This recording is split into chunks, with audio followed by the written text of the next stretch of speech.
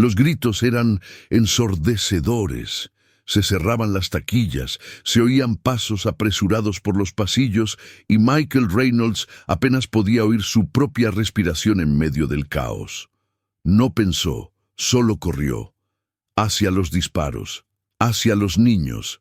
3 pequeños, de unos 6 o 7 años, estaban paralizados en medio del patio, demasiado aterrorizados para moverse.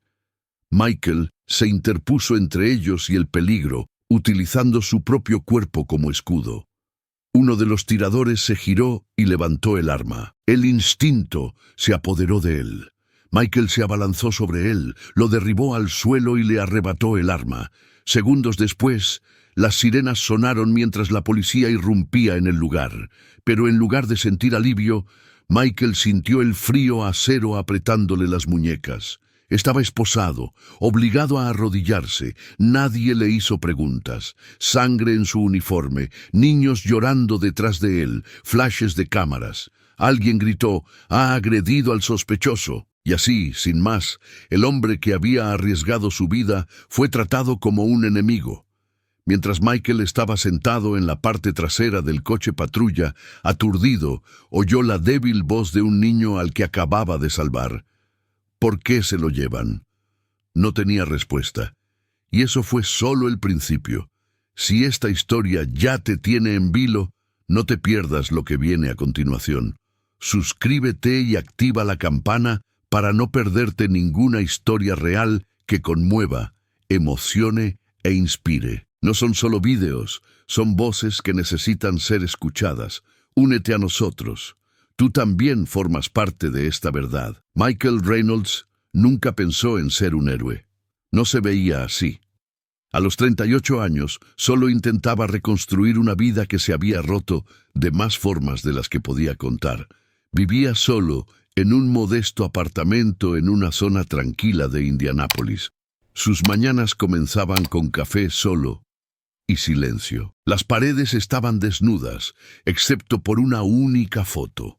Él de uniforme, sosteniendo a su hija recién nacida, Emily. Esa foto tenía más de 10 años. Emily vivía ahora con su madre. Michael la veía cada 2 fines de semana, si Sara se lo permitía. Había servido en 2 misiones en Afganistán. En el ejército era el sargento Reynolds, disciplinado, preciso, fiable. Pero la guerra lo cambió. Tras una misión que salió mal, Michael regresó a casa con más que cicatrices físicas. Las pesadillas no cesaban. La culpa no lo abandonaba. Finalmente fue dado de baja, declarado no apto por trastorno de estrés postraumático. La vida civil le resultaba extraña.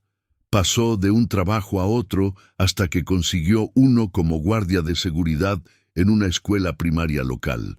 No era glamuroso, pero le daba un sentido a su vida. Proteger a los demás era algo que sabía hacer.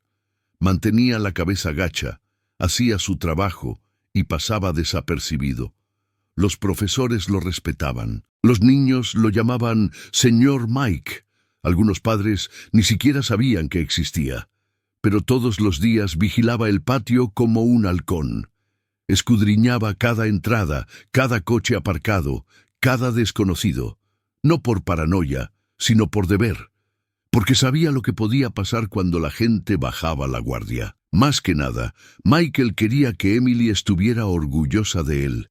Echaba de menos su risa, sus historias absurdas, la forma en que solía correr hacia sus brazos. Ahora sus conversaciones eran breves, cautelosas, controladas por Sara y su nuevo marido David, a quien Michael odiaba en silencio. Nunca causó problemas, nunca se defendió.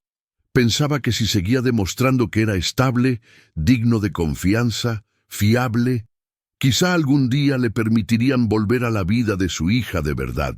Esa era la esperanza que le hacía levantarse cada día. Y cuando llegó el día del tiroteo, esa esperanza seguía ardiendo en su interior. Michael nunca soñó con medallas ni desfiles. No quería aplausos. Lo que ansiaba era paz, la que no viene con un uniforme, órdenes o el peso de la vida de otras personas en sus manos. Solo quería ser suficiente para su hija. Ese era su sueño. Todos los viernes, antes de recoger a Emily, limpiaba su coche como si fuera sagrado. Limpiaba el salpicadero, aspiraba los asientos y compraba sus aperitivos favoritos. Zumo de uva y galletas con forma de animalitos. Esos fines de semana lo eran todo para él. Durante 48 horas no era un veterano con un pasado. Era simplemente papá. Quería más de eso. Quería estabilidad, volver a ser una presencia real en su vida, no solo un visitante. Quizás incluso recuperar la custodia compartida algún día, pero sabía que eso llevaría tiempo, paciencia y confianza. Así que nunca presionó, nunca le dio a Sara una razón para dudar de él. Llegaba a tiempo, nunca levantaba la voz. Daba las gracias incluso cuando le dolía. En la escuela se convirtió en una figura tranquila. El director le dijo una vez: «Duermo más tranquilo sabiendo que estás en la puerta principal». Eso significaba algo. Michael creía que si seguía apareciendo, si seguía siendo constante, la vida le recompensaría. Quizás no con grandes victorias, pero sí con momentos importantes. Imaginaba ir a los recitales de baile de Emily, ayudarla con los deberes, que la presentaran como su padre sin dudarlo. No quería ser perfecto, solo estar presente. Había empezado un pequeño cuaderno, solo una recopilación de pensamientos, lecciones que quería que Emily supiera algún día. Cosas como: la valentía no es gritar, y perdonar no significa olvidar, significa elegir la paz. Esperaba que ella lo leyera algún día cuando fuera mayor. Quizás incluso lo entendiera mejor. Ese sueño lo mantenía con los pies en la tierra. Cuando llegaban las pesadillas, cuando el peso de su pasado amenazaba con aplastarlo, imaginaba el rostro de Emily, su sonrisa torcida, el hoyuelo en su mejilla izquierda. Eso era suficiente para sacarlo adelante. Pero incluso los sueños más cuidadosamente construidos pueden romperse sin previo aviso. Las grietas comenzaron sutilmente durante una reunión de padres en la escuela. Michael vio a Emily desde lejos, de la mano de su madre. Ella lo señaló sonriendo, pero Sara la apartó rápidamente. Entonces David se interpuso, colocando una mano sobre el hombro de Emily, como si ese fuera su lugar. Michael se quedó en segundo plano, tragándose el dolor de la garganta. Se dijo a sí mismo que no pasaba nada, que eso era solo parte del camino. Pero algo dentro de él había cambiado. El sueño seguía vivo, pero ahora se sentía frágil. Una semana después de esa noche de padres, Michael recibió una llamada de la administración de la escuela. Había habido una queja. Un padre afirmaba que había mirado a su hijo de una manera que lo había hecho sentir incómodo. No había detalles, no había contexto. Solo un informe formal y una advertencia de mantener la profesionalidad en todo momento. Michael se quedó sentado en su coche durante casi una hora después de la reunión, con el motor apagado y las manos agarradas al volante hasta que se le pusieron blancos los nudillos. No estaba enfadado, estaba destrozado. Ese trabajo era lo único que le mantenía a flote y ahora incluso eso parecía que podía esfumarse sin motivo alguno. No se lo contó a nadie, ni a Sara ni a Emily. No quería darle a Sara más munición para mantener a Emily a distancia. En cambio, sonrió durante todo el fin de semana, como si nada hubiera pasado, aunque cada vez que Emily se reía, se sentía más alejado de su mundo. Entonces llegó el peor momento. Era un jueves lluvioso. Estaba bajo el toldo de la escuela, viendo cómo llegaban los padres a recoger a sus hijos. Cuando David se detuvo, Emily corrió hacia él con la mochila rebotando. Michael la saludó con la mano. Emily se detuvo. Le devolvió el saludo tímidamente, pero Sara abrió rápidamente la puerta del copiloto y la llamó para que entrara. Cuando el coche se alejó, Michael vio a Sara mirando por el retrovisor. Solo un segundo. Esa mirada no era de miedo, era de rechazo, era definitiva. Esa noche algo se rompió dentro de él. Se sentó a la mesa de la cocina con una cerveza que no bebió, mirando fijamente su cuaderno. Hojeó las páginas con los consejos que había escrito para Emily. Sé amable, incluso cuando te duela. La verdadera fuerza es saber cuándo pedir ayuda. Y por primera vez no creyó ni una palabra. ¿Qué sentido tenía intentar ser bueno cuando el mundo te trataba como una amenaza? Cuando la gente solo veía tus cicatrices y no la curación que había debajo. Apenas durmió. A la mañana siguiente le temblaban las manos mientras se ataba los zapatos. Todos los ruidos del pasillo le parecían más fuertes, más agudos. La escuela ya no le parecía un lugar seguro, al menos no para él. La confianza que había construido, el progreso silencioso que había logrado. Todo parecía que podía borrarse con un malentendido, un rumor, un error. Luchaba por una vida que parecía no quererlo de vuelta, y en ese espacio de duda y silencio, los viejos pensamientos, los oscuros, comenzaron a aparecer de nuevo. Era un lunes por la mañana como cualquier otro, nublado, lento, rutinario. Michael llegó a la escuela antes del amanecer, como siempre. Hizo sus comprobaciones habituales. Puertas, perímetro, cámaras de seguridad. Todo parecía normal. Pero mientras estaba de pie en la entrada, viendo llegar a los niños con mochilas demasiado grandes para su tamaño y sonrisas demasiado puras para este mundo, sintió un nudo en el pecho que no podía explicar. A las 9:12 de la mañana, el día se hizo añico. El primer estruendo no sonó como un disparo, más bien como algo pesado que caía, pero el segundo no dejó lugar a dudas. A continuación se oyeron gritos, agudos, de pánico, reales. Luego vino el silencio entre la siguiente ronda de disparos. Ese silencio terrible. Michael echó a correr. Bajó por el pasillo, pasó la biblioteca, giró la esquina y se quedó paralizado durante un instante. Un adolescente, poco más que un niño, sostenía un arma y gritaba incoherencias. Los niños se dispersaron. Un profesor protegía a un grupo de alumnos de primer grado detrás de una puerta, pero 3 niños se habían separado, demasiado asustados para moverse. Paralizados en medio del patio. Michael no pensó. Salió corriendo, alcanzó a los niños y los rodeó con sus brazos. «Quedaos agachados, no os mováis», susurró con voz firme pero temblorosa. El tirador salió a la acera. Michael se puso de pie, con las manos en alto, tratando de calmarlo. Pero cuando el adolescente volvió a apuntar con el arma hacia los niños, algo primitivo se apoderó de él. Michael se abalanzó sobre él. La lucha fue rápida y brutal. Tiró al adolescente al suelo y el arma se deslizó por el cemento. La adrenalina lo nublaba todo. Usó la fuerza, tenía que hacerlo. Inmovilizó al chico y gritó pidiendo ayuda, que alguien llamara a la policía. Cuando por fin llegaron las sirenas, Michael levantó las manos inmediatamente. «¡Está desarmado!», gritó. Pero los agentes no miraron al chico, miraron a Michael. «¡Al suelo ya!». Confuso, obedeció, cara contra el pavimento, rodilla en la espalda, esposas apretadas en las muñecas.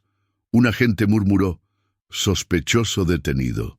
Otro pateó el arma, pero no miró al chico en el suelo, que ahora lloraba, inmovilizado bajo la rodilla de Michael. El director llegó sin aliento. «Esperen, es nuestro guardia de seguridad», pero ya era demasiado tarde. Las cámaras de televisión ya estaban allí, captando la imagen. Michael, ensangrentado, esposado, rodeado de policías. Los titulares no se hicieron esperar. Un hombre reduce a un adolescente armado. ¿Pero fue un uso excesivo de la fuerza, héroe o amenaza? Un guardia de seguridad recurre a la violencia en un incidente escolar. Sarah no respondía a sus llamadas. Cuando finalmente lo hizo, su voz era fría. «No puedo dejar que Emily esté cerca de ti ahora mismo. Espero que lo entiendas». Lo suspendieron de su trabajo mientras se llevaba a cabo la investigación. Lo acusaron de uso excesivo de la fuerza con resultado de lesiones aún menor. Michael pasó la noche solo en una celda, con la ropa manchada y las muñecas en carne viva. Repitió una y otra vez lo que había pasado. ¿Qué podría haber hecho de otra manera? ¿Debería haber esperado? ¿Había dudado? Pero no había dudado. Y gracias a eso, 3 niños seguían con vida. Aún así, lo único que sentía era vergüenza. La opinión pública cambió rápidamente. Algunos lo llamaban héroe, otros peligro. Los programas de entrevistas debatían sus decisiones. Los comentarios eran crueles. Otro veterano violento, decía uno. Intentando jugar a Rambo, lo pusieron en libertad bajo fianza, pero le prohibieron acercarse a la escuela o a Emily. Los paparazzi esperaban fuera de su apartamento. Los periodistas llamaban a la puerta todos los días. Sus vecinos evitaban mirarlo. Por la noche, el silencio era insoportable. El peor momento llegó cuando encontró el cuaderno de Emily en una caja de cosas viejas. Había escrito un cuento sobre un león valiente que protegía el bosque, pero que los demás animales encerraron por ser demasiado aterrador. Lo dibujó como el león. Michael se derrumbó por primera vez desde el arresto. No por ira, sino por el vacío. Todo lo que había construido, su tranquila estabilidad, su reputación, el frágil puente que lo unía a su hija, se había desvanecido, y no estaba seguro de que alguna vez volvería. Si este momento te ha hecho sentir algo, ira, esperanza, desolación, no te lo guardes para ti. Dale al botón me gusta y comparte en los comentarios lo que te ha evocado esta historia.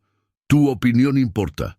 Puede que alguien necesite leer exactamente lo que estás sintiendo ahora mismo. Los días se difuminaron. Michael apenas salía de su apartamento. Cortinas corridas, teléfono apagado, sin apetito. Se sentaba en silencio, sin siquiera poner las noticias de fondo. Cada sonido del exterior le parecía una amenaza. Cada golpe, una posible llamada. Cada sombra, un recordatorio de que el mundo no le creía. Pero una tarde, una carta se deslizó bajo su puerta. No tenía remitente, solo un dibujo a lápiz de un león con una gran cicatriz en la cara y, debajo, con letra irregular, «Sigue siendo mi héroe. Con amor, Emily». Michael se quedó mirándola durante lo que le parecieron horas. El dibujo estaba doblado alrededor de una nota breve. «Mamá dice que no puedo verte, pero no me importa. Sé lo que hiciste. Te quiero. No te rindas». Lloró por primera vez en semanas, no por el dolor, sino porque alguien seguía viéndolo, seguía creyendo en él. Unos días más tarde, mientras esperaba en una oficina de asistencia jurídica, conoció a un hombre llamado Jerome Carter, de unos 50 años, con ojos tranquilos y manos gastadas. Jerome había cumplido 3 años por un delito que no había cometido. «La verdad lleva tiempo», le dijo Jerome, entregándole una botella de agua, «pero tienes que sobrevivir el tiempo suficiente para decirla». Eso se le quedó grabado a Michael. La verdad lleva tiempo, pero el silencio mata. Jerome empezó a reunirse con él una vez a la semana, a veces solo para hablar, otras para sentarse en silencio. «No estás destrozado», le dijo una vez. «Estás magullado. Hay una diferencia». Michael volvió a escribir. Al principio, solo notas en su viejo cuaderno. Luego, cartas completas a Emily que nunca envió. Reflexiones, recuerdos, pensamientos. Era como coserse a sí mismo, palabra a palabra. Una mañana, se levantó temprano y corrió por primera vez en meses. El aire frío le dolía en los pulmones, pero el dolor era real, y lo real era mejor que el entumecimiento. También cogió un libro que Jerome le había recomendado, El hombre en busca de sentido. No era mágico, pero le recordaba que el sufrimiento sin propósito es lo que destroza a las personas. Si podía encontrar un propósito, incluso ahora, Tal vez podría soportarlo. Empezó a responder a los mensajes en línea, filtrando el ruido. Uno destacó. Una mujer cuyo hijo había estado en el parque ese día. Le daba las gracias. Le decía que su hijo lo había llamado el hombre valiente. Le decía, no dejes que este mundo cambie lo que es verdad. Poco a poco, Michael dejó de verse a sí mismo como un criminal. No era perfecto. Tenía defectos.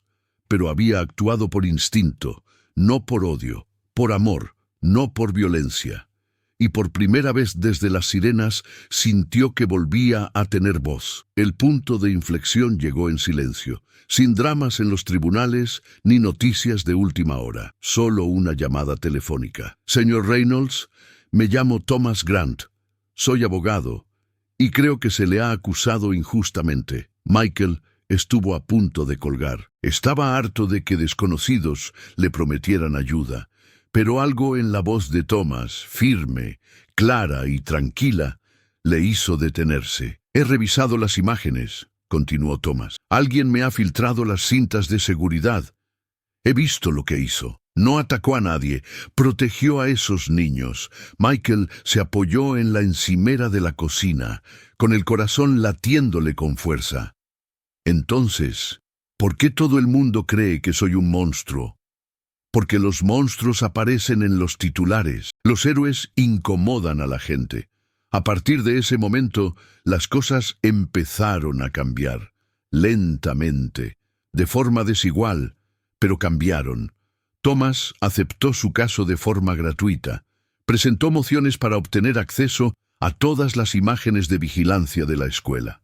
Michael vio algunos de los vídeos por primera vez. Vio el momento en que llegó hasta los niños, cómo los protegió, cómo dudó antes de abalanzarse sobre el tirador.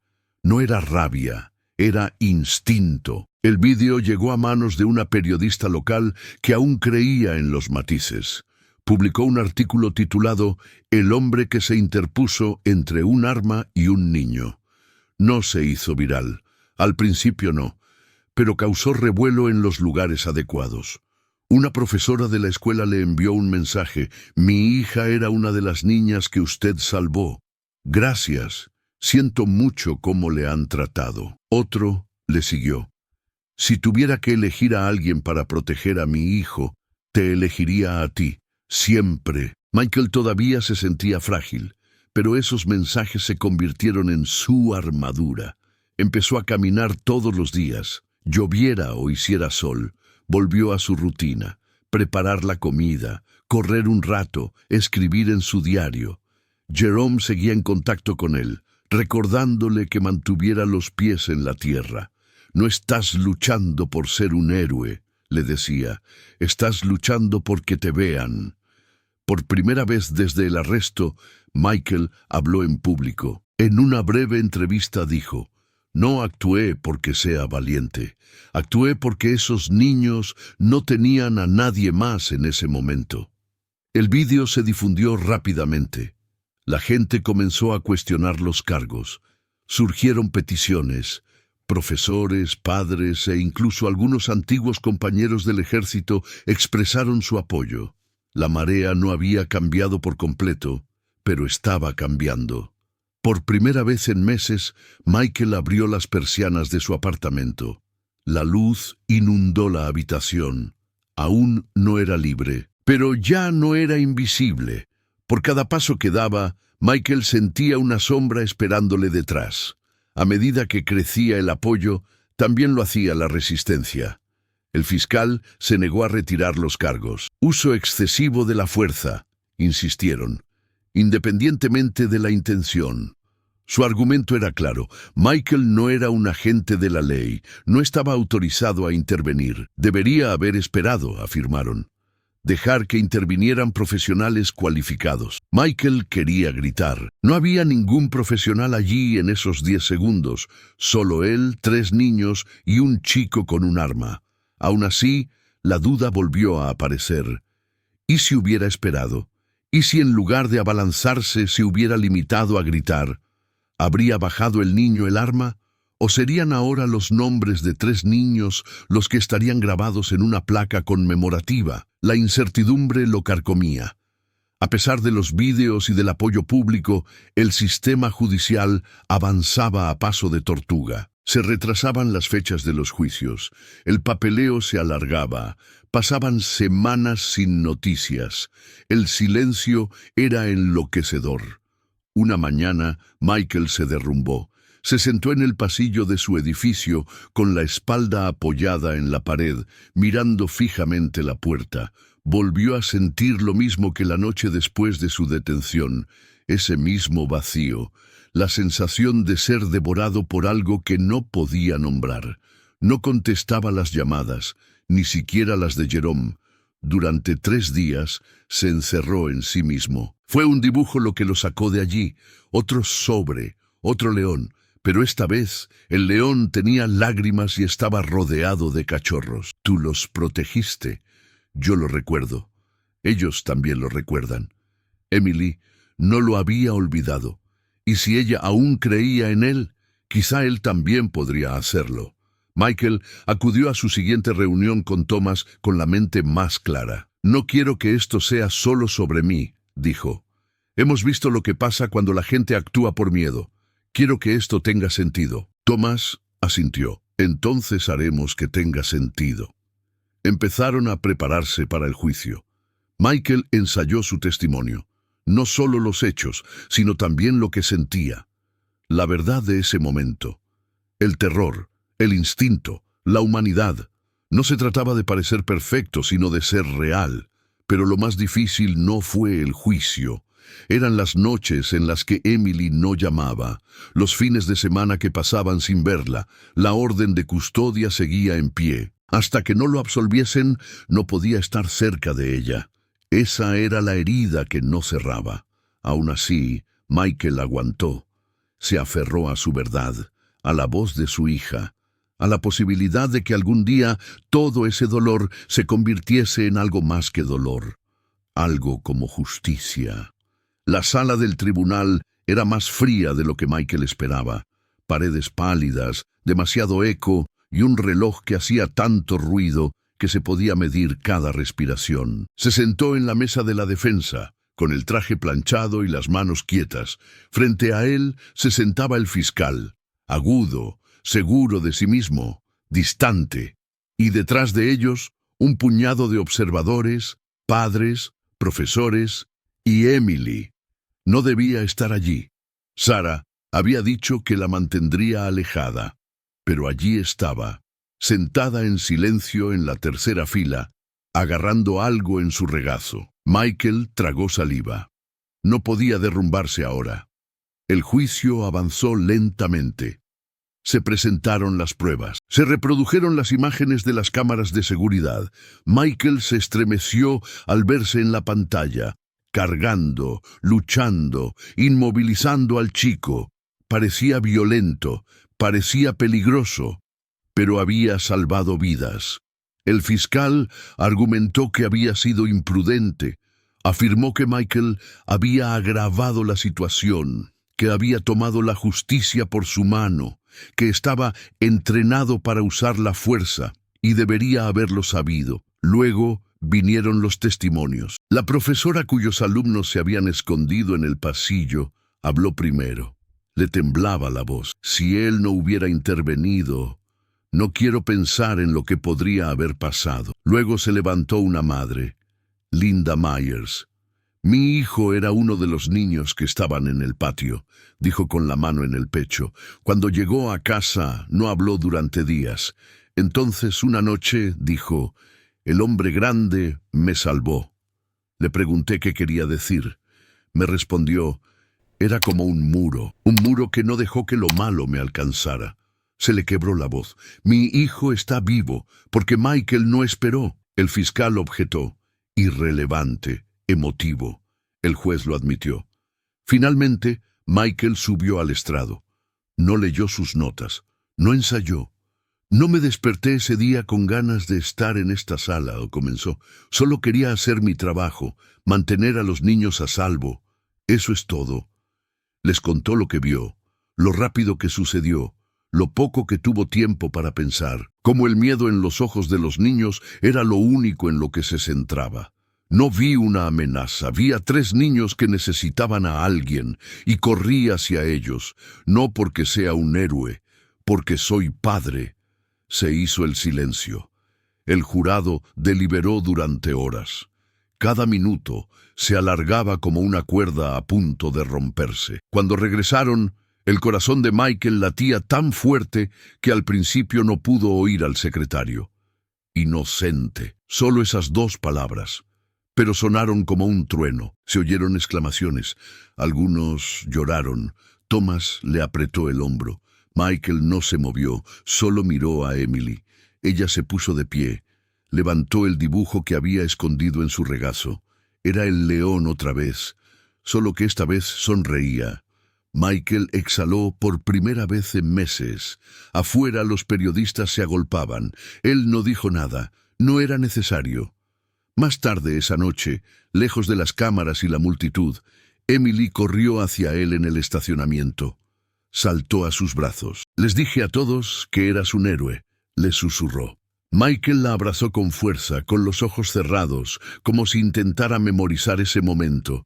El peso de la vergüenza, el miedo y la duda comenzaron a desvanecerse de sus hombros. No necesitaba que el mundo lo llamara de ninguna manera. Su hija ya sabía quién era él, y eso era suficiente. Michael nunca imaginó que hacer lo correcto casi le costaría todo. Siempre había creído que el valor sería reconocido, que la integridad lo protegería. Pero lo que aprendió fue más difícil de aceptar. A veces el mundo no aplaude la valentía. A veces la castiga. Aprendió que la gente juzga rápidamente lo que no entiende, que los titulares se mueven más rápido que la verdad, y que el silencio, cuando se combina con el miedo, puede convertir a un protector en un sospechoso a los ojos del público. Pero también aprendió que, incluso en los momentos más oscuros, la luz puede abrirse paso. Una carta de una hija. Un abogado que creyó en él. Un desconocido que le dijo gracias. Esos pequeños gestos de humanidad lo salvaron más que cualquier veredicto. La historia de Michael no es solo sobre la justicia, es sobre la resistencia, sobre aferrarse a la verdad cuando el mundo te dice que la abandones. Es sobre la fuerza que se necesita para seguir en pie, no porque seas fuerte, sino porque te niegas a desaparecer. Y, sobre todo, trata sobre el poder silencioso de ser visto, porque ser llamado héroe no es lo que salvó a Michael. Lo salvó que le creyeran. Después del juicio, Michael no volvió al colegio. No porque no fuera bienvenido, lo era. El director incluso le ofreció volver a su puesto, pero Michael sabía que su etapa allí había terminado. Necesitaba algo nuevo, algo que convirtiera el dolor en un propósito. Con la ayuda de Thomas y algunos líderes comunitarios, Michael puso en marcha un programa llamado First Shield, Primer Escudo. Su misión era sencilla: formar al personal escolar y a voluntarios en respuesta a crisis, concienciación sobre el trauma y métodos de protección no letales. No se trataba de convertir las escuelas en fortalezas, sino de empoderar a las personas que las integraban. Dio charlas en institutos, centros comunitarios y ayuntamientos. No como soldado, no como guardia de seguridad, como un hombre que había sido incomprendido y que ahora comprendía el precio del silencio. Michael nunca pidió ser una figura pública, pero historias como la suya no pasan desapercibidas. Podcasts, medios de comunicación e incluso equipos de documentales se pusieron en contacto con él. Rechazó la mayoría de ellos. «Si voy a hablar», le dijo a Thomas, «tiene que ser por algo que importe». Sin embargo, lo que más importaba era Emily. Se modificó el acuerdo de custodia. Poco a poco, Michael volvió a formar parte de su vida, no solo los fines de semana o en los documentos judiciales, sino en momentos reales y vividos. Picnics, proyectos de ciencias, Cuentos antes de dormir. Emily le dijo una vez, no me importa lo que hayan dicho, tú eres mi refugio. Eso, más que nada, se convirtió en su legado. ¿Qué habrías hecho tú en el lugar de Michael? En un momento en el que los segundos lo eran todo, ¿habrías actuado? ¿Habrías esperado? ¿Habrías arriesgado ser malinterpretado para proteger a otra persona? La historia de Michael nos obliga a enfrentarnos a una verdad incómoda. Hacer lo correcto no siempre es fácil. No siempre viene acompañado de aplausos. A veces viene acompañado de esposas, titulares y juicios, pero aún así vale la pena. Porque alguien, en algún lugar, podría estar vivo mañana gracias a una decisión que tú tomaste hoy. Ahora queremos saber tu opinión.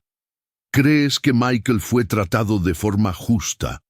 ¿Deberían los héroes tener que demostrar sus intenciones después de salvar vidas? Cuéntanoslo en los comentarios. Comparte tus opiniones, tus emociones, tu historia. Y si este vídeo te ha emocionado, si te ha hecho parar, reflexionar o incluso llorar, dale al botón me gusta, suscríbete y compártelo con alguien que necesite creer que la verdad sigue importando. Porque el mundo no solo necesita más héroes, necesita más gente dispuesta a comprenderlos.